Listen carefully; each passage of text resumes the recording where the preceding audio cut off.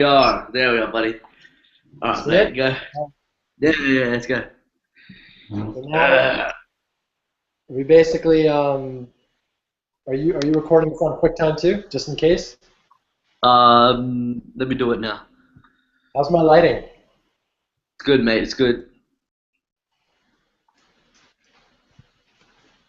So I can do it. Perfect.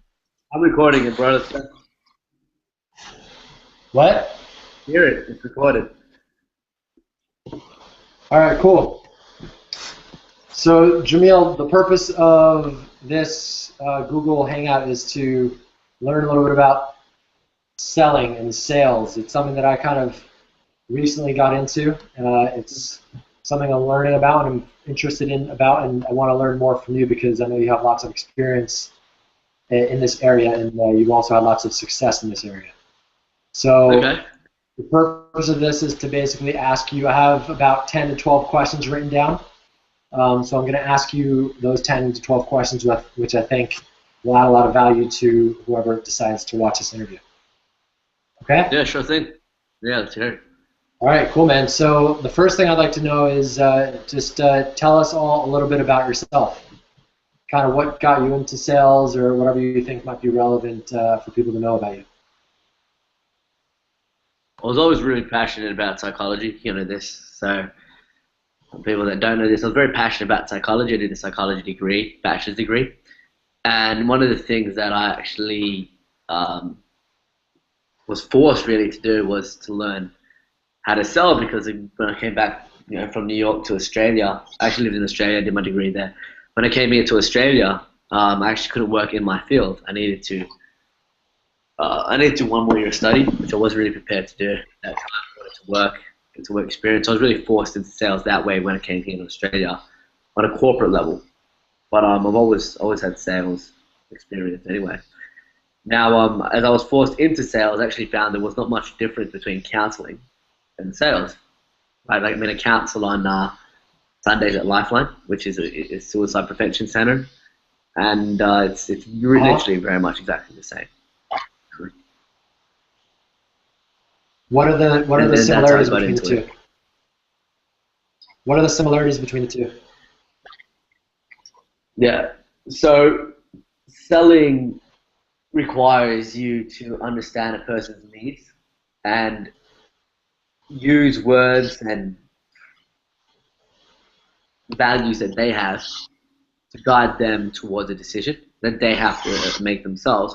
A counselor does the same thing. A lot of the time, counselors reflect and use your words and values and guide you to make a decision that will be in your best interest. And sales is really the same thing. Consultative Got selling, it. anyway. Okay, cool. And so how long have you been in sales so far, would you say? How As long have I been in sales? well, as a profession, right? Not like kind of, oh, you've been in sales all your life, because I believe that now after learning, kind of you're always selling something, but kind Yeah, yeah. of that, if you want to call it a profession or kind of you in that endeavor, how long would you say? 7 years. 7 years? Yeah. Okay, cool. So can you, I know you actually also have a book out as well. Yeah, Can yeah. you talk about that also? Yeah, man, sure. I have a book called More Persuasion. It's a compact guide to increasing influence. Really, it gives people the tools and tactics that I've found help me and that I found through researching whilst I was doing my psychology degree. Actually influence other people, right? Well, what is it that influences others? That's really the question we answer, but more in a compact way. We compartmentalize it in strategies and patterns. And it's really a book that anyone can use if they're looking at increasing their ability to influence through a scientific approach. Cool. And what would you say is the difference between influence and sales? Influence is the same as sales, I think. Okay. Very blunt answer there. But yeah, I do. I think it's exactly the same. And I'll tell you why. I mean, look, sales is really just a transaction of value, right, for money. That would Uh, be sales. Influence is not necessarily the transaction of value for money, though. So there is obviously a difference inherently by the definition. But for a sale to occur, influence needs to take place on some level. Yep, you can purchase something, though usually once you purchased it, it's based on the influence that you've received through either marketing or through a design of a product, etc., etc. So influence is within the it's compartmentalized, to use that word earlier, within sales.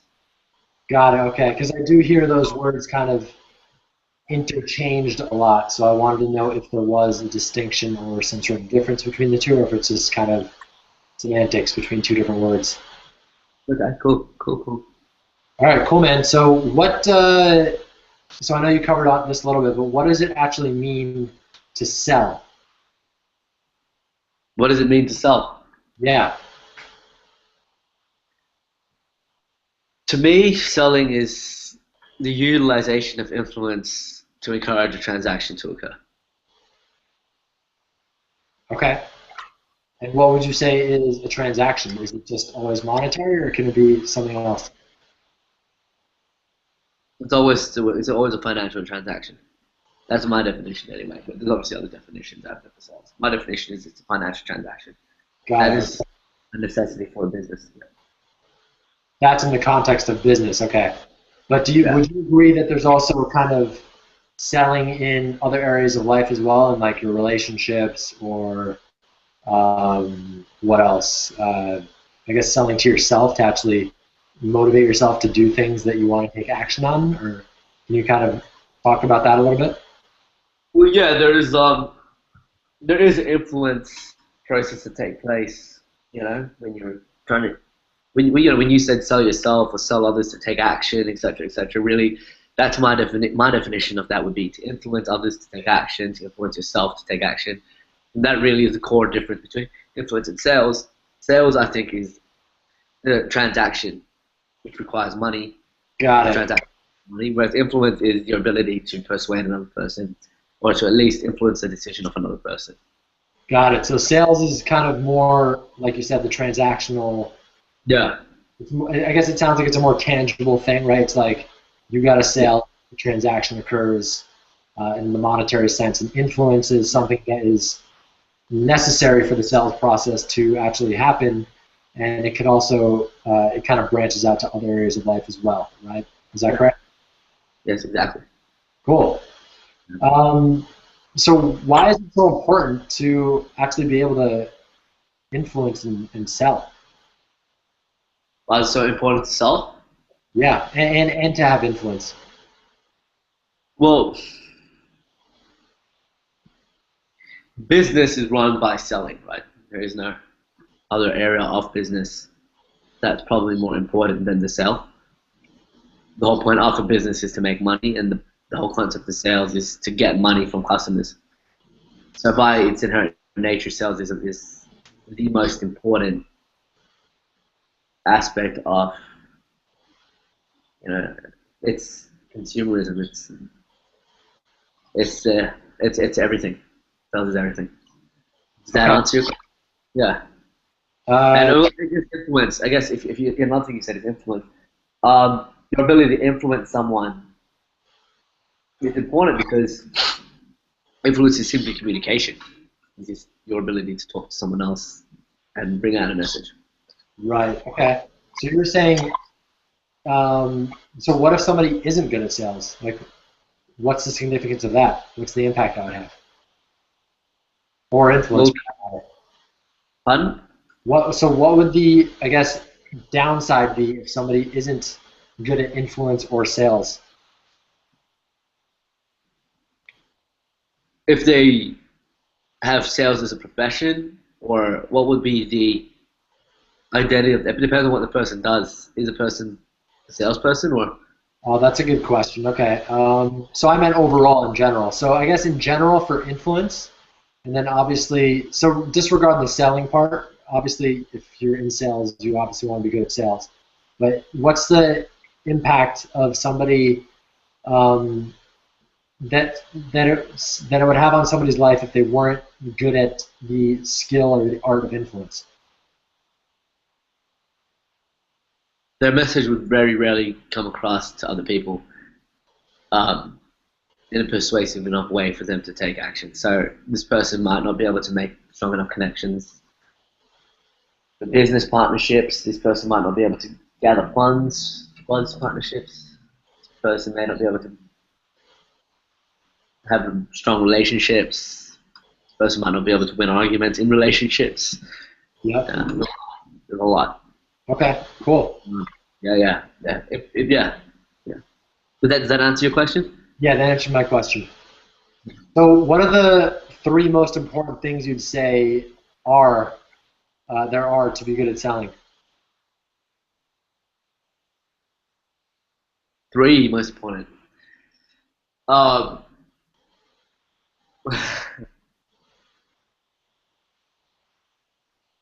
Empathy is definitely a necessity for selling, I think.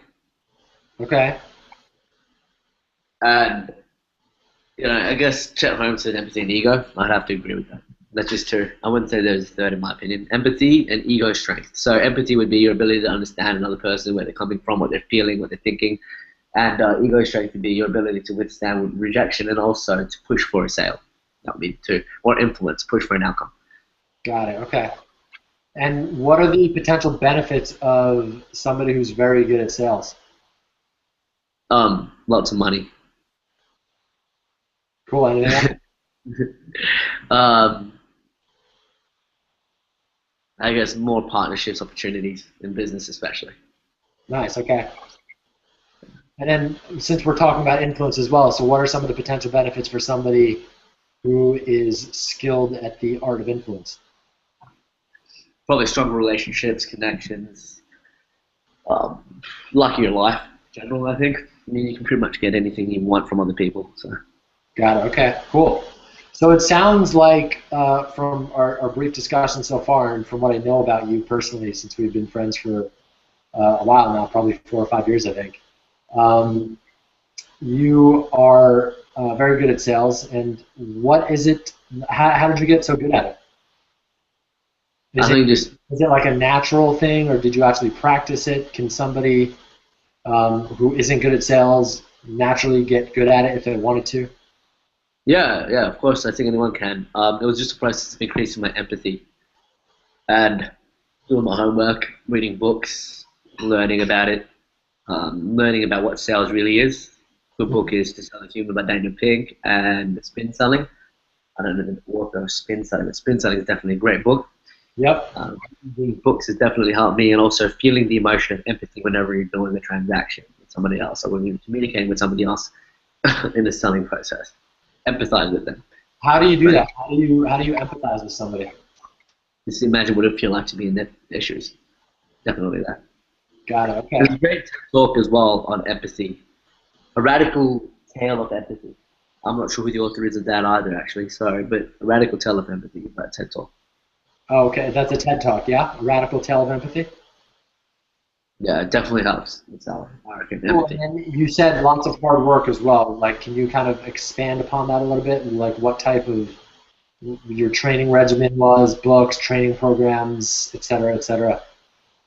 Obviously, lots of calls or selling interactions, and understanding the psychology of influence requires, I think, education. Like my book goes to it a bit.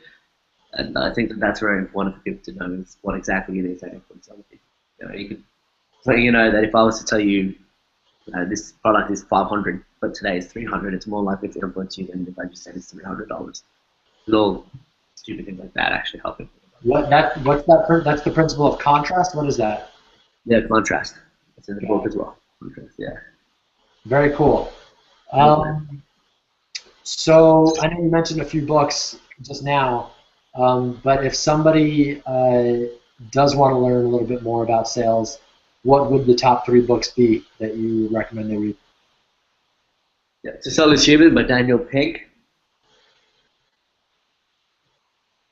Spin Selling by Neil Rackman. I think his name is Neil Rackman, actually.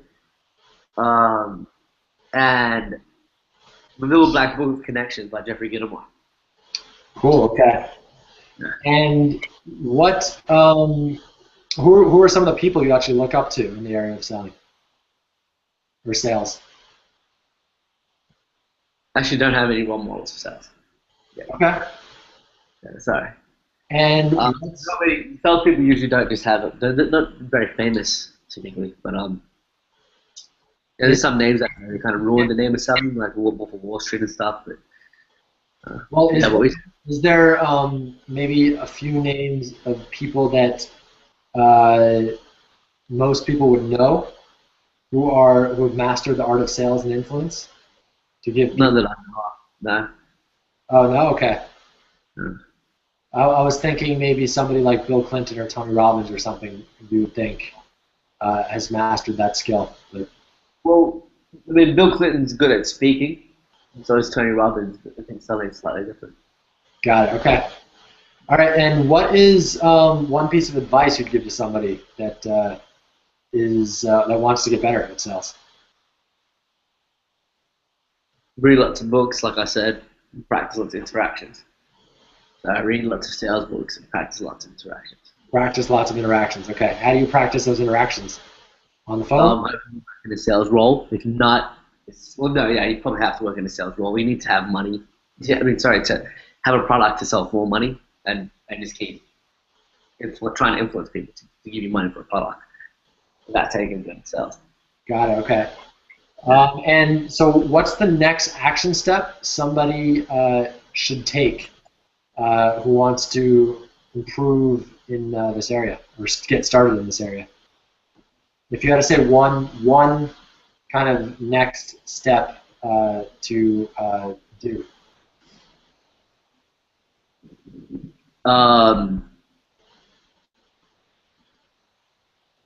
Read, spin selling, and to sell is human. Definitely those 2 books. Awesome. Thank you so much, Jamil. It's been very informative for me, and I'm sure it has been to anybody else who watches this. Thank you. All right, man. We'll see you later.